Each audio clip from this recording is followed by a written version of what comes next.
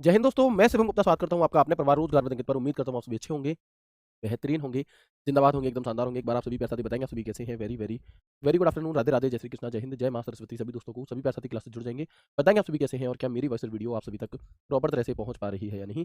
एक बार सभी दोस्त कंफर्म करेंगे, फिर शुरू करते हैं हम अपनी एक शानदार, एक बेहतरीन, एक लाजवाब और एक बहुत ही महत्वपूर्ण क्लास जो कि रहने वाला है प्यारे बच्चे, एक नया टॉपिक जिसका नाम है हमारे यहाँ पर क्लासिफिकेशन का, यानी कि कंप्यूटर का वर्गीकरण। तो बिल्कुल एक बार सभी दोस्त जल्दी से जुड़ जाएंगे। मेरी वॉइस स्लो है क्या, एक बार बताएंगे सभी दोस्त। राधे राधे सभी दोस्त। रश्मि है, नदीम, आयुषी, पुष्पेंद्र, रश्मि, पूजा यादव, कपिल, दिलखुश, गरिमा, बिट्टू, विकास, अनूप, मधुश्री, निवा कुमारी, स्टडी, परमजीत। ठीक है, ओके बच्चे, वॉइस क्लियर है हमारी साइड से, है ना।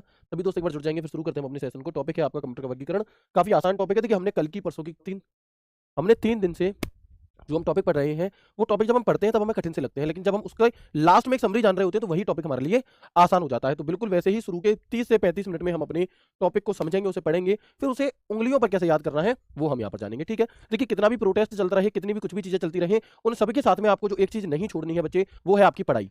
क्योंकि अगर आप दुनिया भर का प्रोटेस्ट करते हो, दुनिया भर का सिस्टम को सुधारने में प्रयत्न करते हो, लेकिन तुम पढ़ाई नहीं करते, तो सुधार तो हो जाएगा, लेकिन उस सुधार का जो फायदा है वो कोई और उठा ले जाएगा। यानी कि जो तुमने मेहनत की थी सुधार करवाने में, वो किसी और के लिए की थी। अब तुम किसी और के लिए तो मेहनत नहीं कर रहे भाई, तुम्हें अपने मम्मी पापा के सपने पूरे करने हैं, हर किसी को अपने अपने के करने हैं, ठीक है ना। तो तुम हर प्रोटेस्ट में जो भी जरूरी हो, जहां पर जरूरी हो वहां पर शामिल जरूर होइएगा, लेकिन उस सबके साथ में अपनी पढ़ाई को मत छोड़िएगा। ये बात आप जरूर ध्यान रखेंगे, है ना। सर आपकी गाड़ी पर, बिरजा पर 2,000 रुपए का चालान हो गया हाई स्पीड का, भाई तुम्हें कैसे पता। चलो, है ना, आगे बढ़ते हैं और शुरू करते हैं यहाँ पर हम अपनी क्लास को। उससे पहले आप देखेंगे एक बहुत प्यारी सी लाइन है कि, एक बहुत ही प्यारी सी लाइन है कि don't be afraid to fail, be afraid to not to try. यानी कि आपको फेल होने से नहीं डरना चाहिए, आपको डरना चाहिए तो प्रयास ना करने से। क्योंकि कोई भी व्यक्ति जीवन में क्या है, परफेक्ट नहीं होता, वो परफेक्ट बनता है गलतियों को करके। और गलतियां करना गलत बात नहीं है, उन गलतियों को करने के बाद भी यदि आप उसमें सुधार ना करो, उन गलतियों में आपको डेली सुधार करना है, आप देखेंगे कि थोड़ा थोड़ा सुधार करते करते आप एक दिन परफेक्ट होते चले जाएंगे, है ना। ये लाइन सिर्फ इसलिए नहीं है, ये बात तो है ही है, साथ में ये लाइन है मॉक टेस्ट के लिए। कई सारे बच्चे क्या करते हैं कि कई सारे बच्चे डर की वजह से मॉक टेस्ट ही नहीं देते कि उनके नंबर कम बन रहे होते हैं भैया। तो बच्चे आपको याद रखना है कि नंबर कम आने से डर नहीं लगना, है ना। कहते हैं ना कि प्यार से डर नहीं लगता साहब, डर लगता है किसे, आपका थप्पड़ से डर नहीं लगता साहब, प्यार से लगता है, वही वाली चीज है। तो आपको यहाँ पर क्या करना है कि मॉक टेस्ट से नहीं डरना। नंबर कमा रहे कोई बात नहीं, लेकिन अगर तुम मॉक टेस्ट लगा ही नहीं रही, अगर तुम अपने सेफ जोन में हो, तो दोस्त फिर चिंता वाली बात है। क्योंकि अगर तुम अभी गलतियां नहीं करोगे तो तुम गलती करोगे एग्जाम हॉल में बैठ करके, और एग्जाम हॉल में बैठ करके अगर तुमने गलती कर दी तो फिर तो कहानी खत्म हो गई। फिर तो तुम्हें अगला मौका मिलेगा कब, जब वैकेंसी आएगी 2 साल बाद तब। लेकिन अगर आप मॉक टेस्ट में अभी गलतियां करोगे, खूब गलतियां करो और उस हर एक गलती से सीखो, जब आप उस एक हर गलती से सीखोगे तो आप देखोगे कि आप बेहतरीन होते चले जाओगे धीरे धीरे। ठीक है दोस्त, इस चीज को आपको क्या करना है, ध्यान रखना है। ओके, आगे बढ़ते हैं और अपने टॉपिक को शुरू करते हैं, जिसका नाम है हमारा यहाँ पर क्लासिफिकेशन ऑफ कंप्यूटर, यानी कि कंप्यूटर का वर्गीकरण जिसे हम कह रहे होते हैं। क्या कहते हैं मेरे भाई, कंप्यूटर का वर्गीकरण जिसे हम कहते हैं। तो सबसे पहले तो याद रखेंगे कि कंप्यूटर को कितने भागों में वर्गीकृत किया जाता है। तो क्लासिफिकेशन ऑफ कंप्यूटर, तो कंप्यूटर को मेनली जब हम बात करते हैं तो 3 भागों में वर्गीकृत किया जाता है ना। जो लोग नोट्स पहले से बने हुए हैं, उन्होंने किसी और बैच में या परिणाम बैच में पढ़ा हुआ है, तो कुछ जानकारी आपको अपडेटेड मिलेगी, उस अपडेटेड जानकारी को आप जरूर नोट डाउन कर लीजिएगा, ठीक है। और जिन बच्चों के नहीं बने हैं वो देख लेंगे अपने अकॉर्डिंग। तो हम यहाँ पर बात करते हैं कि कंप्यूटर को जब हम क्लासीफाइड कर रहे होते हैं तो कितने भागों में करेंगे। तो टोटल 3 भागों में हम इसे क्लासीफाइड कर रहे होते हैं। वो कौन कौन से 3 भाग हैं भैया, तो वो है प्यारे बच्चे हमारा, एक तो होता है बेस्ड ऑन साइज, यानी कि आकार के आधार पर, बेस्ड ऑन साइज, आकार के आधार पर, आकार के आधार पर, ठीक है। एक होता है हमारा based on work, based on work, यानी कि कार्य के आधार पर, कार्य के आधार पर। और एक होता है हमारा बेस्ड ऑन पर्पस, यानी कि उद्देश्य के आधार पर, ठीक है ना। एक होता है दोस्त हमारा, बिल्कुल, एक होता है हमारा बेस्ड ऑन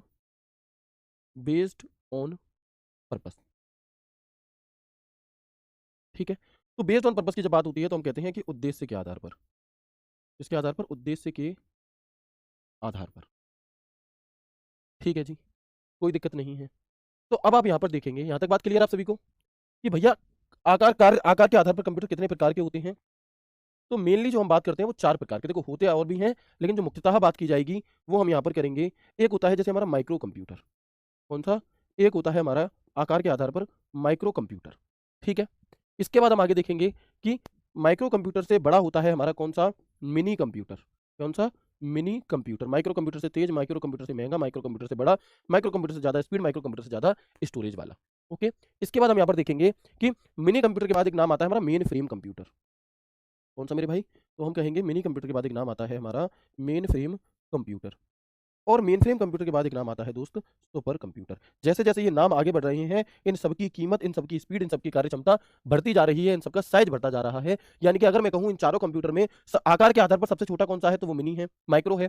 माइक्रो कंप्यूटर से जस्ट बड़ा मिनी कंप्यूटर है, मिनी कंप्यूटर से बड़ा मेन फ्रेम और मेन फ्रेम से भी बड़ा सुपर कंप्यूटर है। इन सब में माइक्रो कंप्यूटर की स्पीड से ज्यादा तेज स्पीड मिनी कंप्यूटर की है, मिनी कंप्यूटर से ज्यादा तेज स्पीड मेन फ्रेम कंप्यूटर की है, और मेन फ्रेम से भी ज्यादा तेज है सुपर कंप्यूटर। तो ये जो सीक्वेंस है ये आपको याद रखना है, क्योंकि सीक्वेंस से बच्चे क्वेश्चन आपसे पूछा जाता है कि इसे सही क्रम में लगाएं, है ना, इसे इसकी कार्य क्षमता के आधार पर लगाएं, ऐसे करके आपसे पूछा जाता है। तो माइक्रो कंप्यूटर से अधिक कार्य क्षमता है मिनी कंप्यूटर की, मिनी कंप्यूटर से अधिक कार्य क्षमता है मेन फ्रेम की, और मेन फ्रेम से ज्यादा कार्य क्षमता है सुपर कंप्यूटर की। ऐसे ही महंगा माइक्रो से महंगा मिनी, मिनी से महंगा मेन फ्रेम से ज्यादा सुपर, माइक्रो से ज्यादा स्टोरेज मिनी में, मिनी से ज्यादा स्टोरेज मेन फ्रेम में, मेन फ्रेम से ज्यादा स्टोरेज सुपर कंप्यूटर में। तो कोई दिक्कत नहीं है, ठीक है। यहाँ तक कि ये चारों चीजें आपको क्लियर है। तो ये क्रम आपको जरूर याद रखना है। कैसे याद करेंगे, तो इसकी मैंने एक बहुत ही, हो सकता है आपको बिल्कुल भी पसंद ना आए, है ना, हो सकता है आपको बिल्कुल भी पसंद ना आए, मैंने एक ट्रिक बनाई है। वो ट्रिक है कि माइक्रो, माइक्रो क्या होता है, मैक्रोनी। और जब मैक्रोनी होती है कैसी होती है, मिनी मिनी सी होती है। तो माइक्रो सबसे पहले मैक्रोनी, मिनी मिनी सी, किसने खाई, मैंने खाई, और उसे खा करके मैं क्या हो गया, सुपर हो गया, यानी कि पावरफुल हो गया, सुपर। तो ये क्रम आपको याद रखना है, इससे आप कंफ्यूज नहीं होंगे। कई बार क्या होता है कि हमें आती हुई चीजें भी एग्जाम हॉल में जाकर के कंफ्यूज कर देती है, हमें खूब अच्छे से पता है इसका उत्तर ये होगा, बट क्योंकि हम डरते हैं असफल होने से, क्योंकि हमें पता है कि भाई अगर ये मौका गया तो फिर चीजें थोड़ी सी बिगड़ जाएंगी, तो हम क्या करने लगते हैं, हमें आता हुआ सवाल भी कंफ्यूज, अरे यार ये भी हो सकता है, ये भी हो सकता है, क्या करें।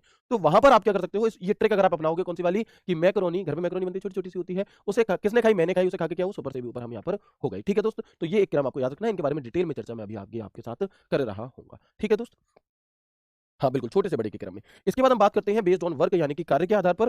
तो कार्य के आधार पर जो हमारा कंप्यूटर होता है, इसे हम ले लेते हैं, लड़कियों का फेवरेट कलर हमारा पिंक। ठीक है जी, चलो। तो आप देखेंगे यहाँ पे कि यहाँ पर हम बात करेंगे analog computer, analog computer, digital computer और हाइब्रिड कंप्यूटर, और हाइब्रिड कंप्यूटर। ठीक है। इसके बाद और आगे देखेंगे कि बेस्ड ऑन पर्पस की जब हम बात करते हैं, बेस्ड ऑन पर्पस की जब हम बात करते हैं, तो एक होता है सामान्य उद्देश्य, यानी कि for general purpose, for general purpose, और एक होता है मेरे भाई फॉर हमारा स्पेसिफिक पर्पस। कौन सा, फॉर स्पेसिफिक पर्पस, राइट। कोई दिक्कत नहीं है यहाँ तक, बिल्कुल नहीं होगी, वेरी गुड।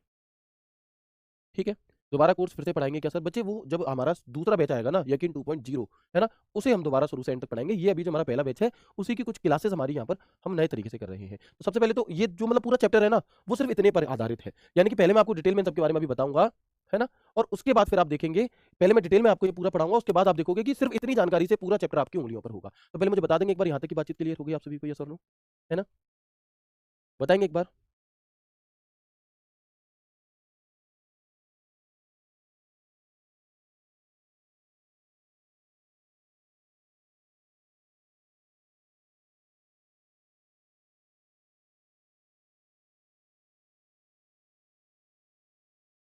बताएंगे एक बार, यहाँ तक की बातचीत क्लियर है कि आप सभी को, फिर हम आगे बढ़ते हैं। हाँ, बहुत अच्छी बात है बच्चे, अगर आपके नोट्स बने हुए हैं तो कोई भी इशू नहीं है, है ना, किसी भी प्रकार का कोई इशू नहीं है। ठीक है, हिंदी में भी लिखो बच्चे, हिंदी में नहीं लिखना है आपको, क्योंकि आप एक चीज सोचो, आप गुड मॉर्निंग बोलते हो, अगर आप इतने ही हिंदी प्रेमी हो, हिंदी प्रेमी हम भी हैं, ऐसा नहीं है कि हिंदी प्रेमी नहीं है, बट बच्चे जो चीज पेपर में जैसे पूछी जाएगी हमें वैसे ही पढ़नी चाहिए। आप सुप्रभात क्यों नहीं कहते, बताओ, अगर आपको इतना ही लगाव है बताओ, क्योंकि भाई हर जगह हिंदी अच्छी बात है, बट मतलब अपनी भाषा से प्रेम होना चाहिए, लेकिन जैसा एग्जामिनर पूछता है उसे हमें वैसा ही पढ़ना पड़ेगा। कंप्यूटर को कंप्यूटर ही पूछेगा एग्जामिनर, उसे चाहे तुम ऐसे लिख दो और चाहे आप ऐसे लिख दो, बात तो एक ही है या नहीं, बताओ। अब कंप्यूटर की जगह संगणक जब लिखा हुआ ही नहीं मिलेगा पेपर में, तो मैं इसे संगणक लिख करके क्यों बताऊं आपको, बताओ। इतनी समझदारी आप में होनी चाहिए। ठीक है, चलिए आगे बढ़ते हैं, चलिएगा आगे बढ़ते हैं और देखते हैं यहाँ पर जो जानकारी मैंने उस पेज के मतलब यहाँ पर मैंने लिख करके दी, वही जानकारी आपको यहाँ पर एक इमेज के माध्यम से यहाँ पर मिल जाएगी। हो सकता है कुछ बच्चों को क्लियरली विजिबल ना हो, तो इसलिए मैंने यहाँ पर आपको दे दिया। ठीक है, चलिएगा आगे बढ़ते हैं और अब हम एक एक करके इन सभी के बारे में जानेंगे।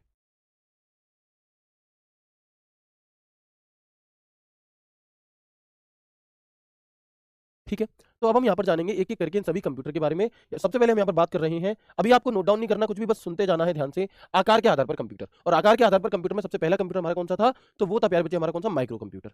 ठीक है ना, वो कौन सा था, वो था हमारा माइक्रो कंप्यूटर। तो जो माइक्रो कंप्यूटर है, ये कौन से कंप्यूटर होते हैं, तो तुमने वो गाना सुना होगा कि आंखें बंद करके जो एक चेहरा नजर आया वो तुम ही हो, है ना। बिल्कुल वैसे ही माइक्रो कंप्यूटर वे कंप्यूटर होते हैं कि आंखें बंद करने पर जब तुम कंप्यूटर का नाम लेते हो, है ना, जब आप कंप्यूटर का नाम लेते हो आंखें बंद करके कंप्यूटर के बारे में सोचते हो, तो जो इमेज आपके दिमाग में आती है वो हमारा माइक्रो कंप्यूटर होता है।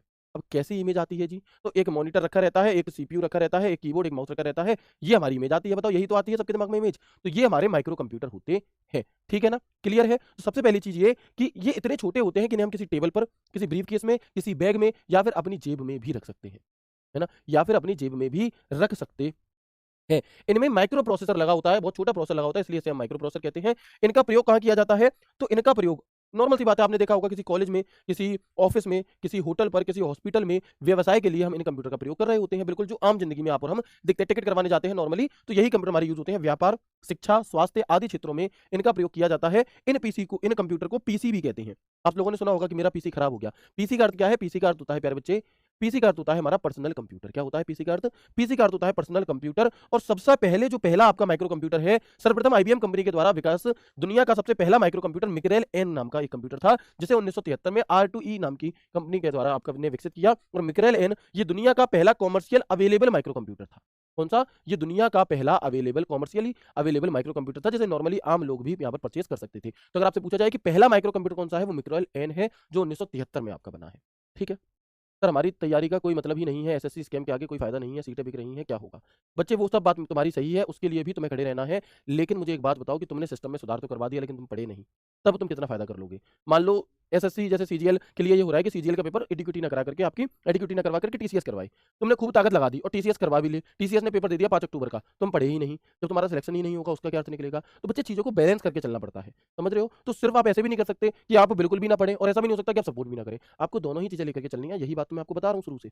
ठीक है ना? मैं आपको गुमराह नहीं कर सकता। मैं तुमसे ये नहीं कह सकता कि आंखें बंद करके कि सिर्फ प्रोटेस्ट का साथ दे दो और अपनी पढ़ाई को बिल्कुल साइड कर दो, बाद में देख ली जाएगी, वो भी ज़रूरी है दोस्त। ठीक है ना? पढ़िए भी और वो भी करिए, है ना? सर बुक में तो 1972 दिया है, कोई बात नहीं बच्चे, कुछ सन ऐसी हैं, कुछ चीज़ों में ऐसा डाउट होता है, तो उससे आपको परेशान नहीं होना। कभी 1972 मिलता है, कभी 1973